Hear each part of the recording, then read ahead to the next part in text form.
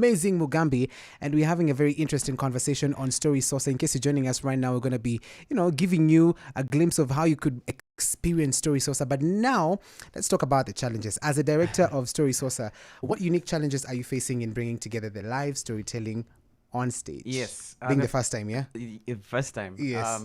First time bringing them together like this. I have experience them together. in doing storytelling, as do a couple of people in the cast. But I have never directed animation before. Oh, my days. Yeah, that's... it's the first time? This is the first time. Yeah. It's a heck of an interesting experience. Each story has like a different genre. Okay.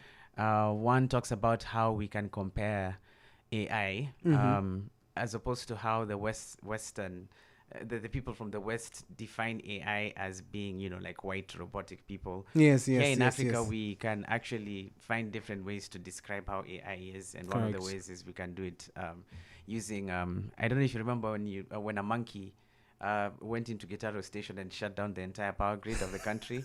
Yeah. So monkeys and primates here with their kind of behavior can form a sort of a blueprint of how AI works. Okay. Another story talks about how mob justice became a thing in Kenya, and how perfectly normal people can actually, find a thief and beat them to within an inch of their and it's life. considered very normal. It's very, very strange. Exactly, how that has been normalized. Yeah. And so when Jerry actually did the research, conducted a number of interviews, sourced some studies and some previous stories that had been written about it. Correct. So the genre of the animation for that would be very different from the more cheerful story about comparing AI to monkeys. Correct. So this presented a unique challenge for me. Like, what would the visuals be that would accompany the story? Yes. But it also presented the opportunity to just use my imagination to write some what I think are really beautiful scripts. So working along with the Keyframe, who are doing a lot of the animation work. Yes. We've been doing a lot of meetings and a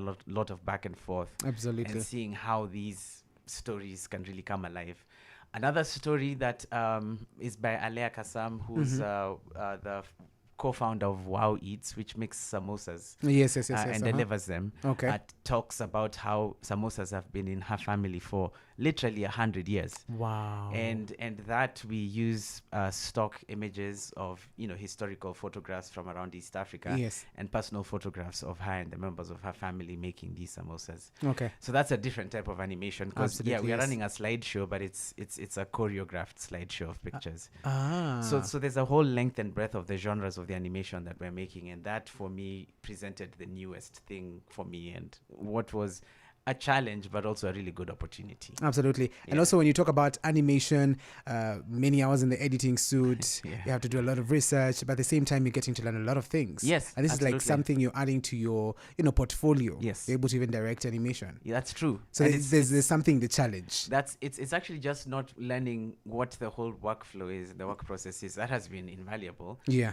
But there's a lot of value in the articles themselves. These are really smart people who have written these articles. I'm like, how on earth did you come up with that? How is it that you sit and you think, hey, let me take AI and machine learning and let me take a monkey that tripped an entire nation's power supply. I know, man. And then bring those together and actually form a correlation between them. Like, you're going to read this, take a break, go think about it. How could you possibly come with this? And put those two things together. So the articles themselves, the stories themselves that are going to be told on the stage are actually very insightful, very incisive educational stories. Right. Yeah. As beautiful as you've described it, talk to me about the impact you hope Story Sasa is going to have on the audience. Yes. We want to then, after the live events, the live events are happening on the 22nd and the 23rd. That's the last Saturday and Sunday of this month, of the month of July.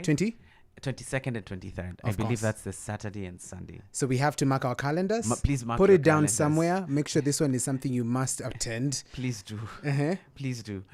So what's going to happen after the storytelling event? Yes, 22nd, 23rd July. I just need to make sure. Yeah. Happening at the Louis Leakey Auditorium at the Nairobi National Museum. Okay.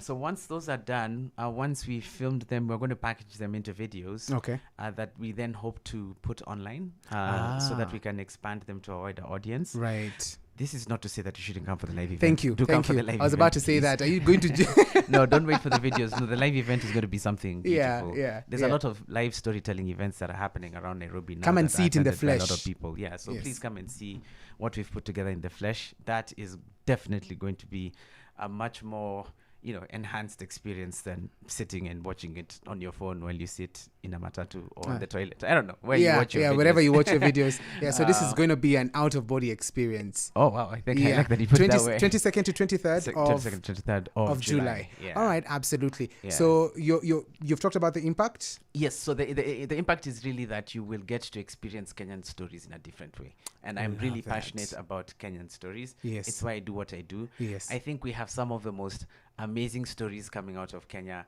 out of Nairobi, every single day. Every day. We can go downstairs and step onto the street. We will and experience take something. 2 steps. Yeah. And be like, oh, now there's a story happening. Right Exactly. there. Exactly. So You're in a matatu, something happens, that's a story. Every time. Every time, single yes. time. So the fact that there's these really brilliant 5 stories that are going to be presented, Right. that presents for me the thing that will be life-changing, but a genre-changing experience for people that like stories about Kenya. I love the diction. I love how you just put everything. It's fantastic. It's fantastic. Thank you so much, Mr. Mugambi, for dropping by. Yo. And of course, making sense of Story Source. And now we know what we're going to watch. Yes. We know we're going to pay. And of course, experience this amazing, project that you're putting together. And I wish you the very best of luck. Thank you so much. For the people listening, please go on to mook.com. You'll find all the tickets there, or you can follow us on our social media. Just look for Story Sosa or It's Mugambi on Instagram. Okay, your Instagram as well, where we can find you? Mugambi. At It's Mugambi. Yes. All right, fantastic. Direct.